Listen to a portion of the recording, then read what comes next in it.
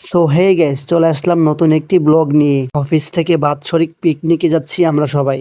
পিকনিকের গাড়ি ছেড়ে দিয়েছে আর সবাই উড়াদুরা নাচতেছি, আর আমি বসে বসে মাই লাইফ পার্টনারকে নিয়ে ডান্স দেখতে দেখতে অবশেষে পৌঁছে গেলাম আমাদের এই সুবর্ণগ্রাম পার্কে। সো এখান থেকে আরো কিছুক্ষণ হেঁটে যাওয়া লাগবে আরেকটু সামনে। এখানে গিয়ে সিরিয়ালে দাঁড়িয়েছি টিকিট হাতে নেওয়ার জন্য। সো টিকিট হাতে পেয়ে গেছি, ভিতরেও ঢুকে গেলাম। এখন সবে আস্তে আস্তে সিঁড়ি দিয়ে উপরে উঠলাম। পার্কে ঢুকেই সুন্দর একটি জায়গা, মাশাল্লাহ। এই রিসোর্টে আপনার পরিবারকে নিয়ে আসলে সুন্দর মুহূর্ত কাটবে। সো হাসির একটা মুহূর্ত, একটু অপেক্ষা করুন। আসসালামু আলাইকুম।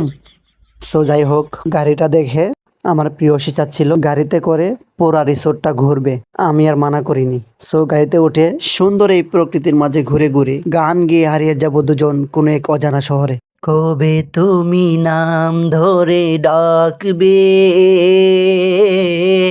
কবে তুমি হাতে হাত রাখবে, এই আশাতে দিন কাটাতে মন শুধু চায়, এই আশাতে দিন কাটাতে মন শুধু চায়।